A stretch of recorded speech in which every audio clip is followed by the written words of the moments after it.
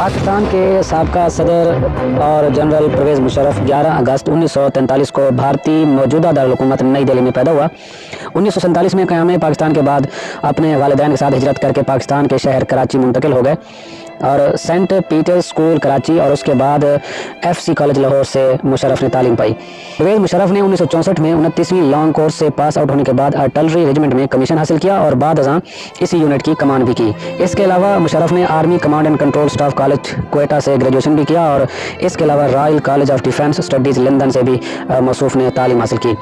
पाक फ़ौज में आर्टिलरी, इन्फेंट्री और SSG यूनिट का भी हिस्सा रहे और इसके अलावा 1965 और 71 की जंग में भी मुशर्रफ ने हिस्सा ले रखा है।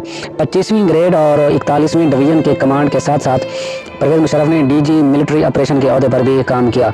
परवेज़ मुशर्रफ ने 7 अक्टूबर 1998 को पाकिस्तान आर्मी चीफ के अहदे का हलफ उठाया। उस वक्त मौसूफ मंगला कोर की कमांड कर रहा था। 12 अक्टूबर 1999 को परवेज़ मुशर्रफ ने इमरजेंसी लगाकर चीफ एग्जीक्यूटिव का अहदा संभाला।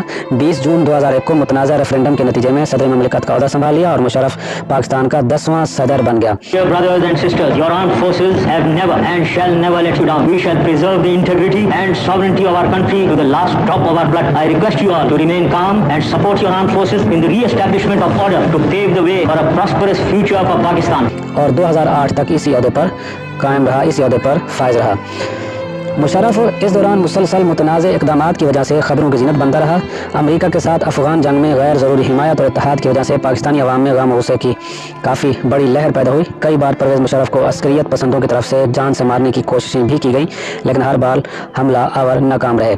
इस दौरान मुशर्रफ ने इस्लामाबाद में वाक़ लाल मस्जिद पर फ़ौजी ऑपरेशन किया, जिसके नतीजे में मदरसे के काफ़ी तलबा जाँ बहक हुए और इस शलगार के नतीजे में मस्जिद समेत कुरान पाक के हज़ारों नुस्खे शहीद हो गए। बाद अज़ां इन खून आलूद नुस्खों और अहादीस का जो शहीद औराक थे उन कुतब को G72 के नाले में फेंकवा दिया, जिस पर अवाम के शदीद रद्दअमल के बाद बखलाहट का शिकार मुशर्रफ ने CDA के गंदे ट्रकों में इन पाक औराक को भरवाकर H7 के जंगलों में फेंकवा दिया।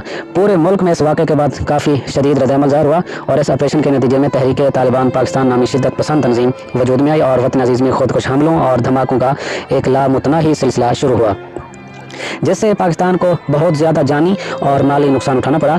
इस दौरान फ़िरौनियत ज़दा जहन के साथ मुशर्रफ बलोच सरदार नवाब अकबर खां बुगटी पर भी चढ़ दौड़ा और 300 बलोचों को पहाड़ों में दफन कर दिया। बरादर इस्लामी मुल्क के सफ़ीर सिमैत कौम की बेटी आफिया सिद्दीकी और उसके 6 माह के बच्चे को अमरीकन के हवाले करके बड़े फ़ख्रिया अंदाज में मुशर्रफ ने अपनी किताब in the line of fire में इन सारे वाक़यात का तज़किरा किया और इस पर फ़ख्र महसूस करता था। 2008 में अहदा सदारत छोड़ने के बाद मुशर्रफ पर कई मुकदमात कायम हुए और मौसूफ को कानून शिकनी, मुल्की आइन को पामाल करने और दहशतगर्दी की नाम निहाद जंग में हज़ारों पाकिस्तानी को कत्ल के इल्ज़ाम में अदालत में मुकदमा दायर हुआ और परवेज़ मुशर्रफ को 5 बार सजाए मौत सुनाई गई, लेकिन एस्टेब्लिशमेंट की बर वक्त मुदाखलत की वजह से इसको दुबई फरार करा दिया गया और कानून मुंह देखता रह गया। नाज़रीन, 2019 में मुशर्रफ को एक मोहलिक मर्ज़ ने अपने घेरे में लिया जो काफ़ी जानलेवा साबित हुआ और ज़िंदगी के आखिरी लम्हे तक ये मर्ज़ बाकी रहा और इसी मर्ज़ की वजह से परवेज़ मुशर्रफ इस जहान फ़ानी से कूच कर गए।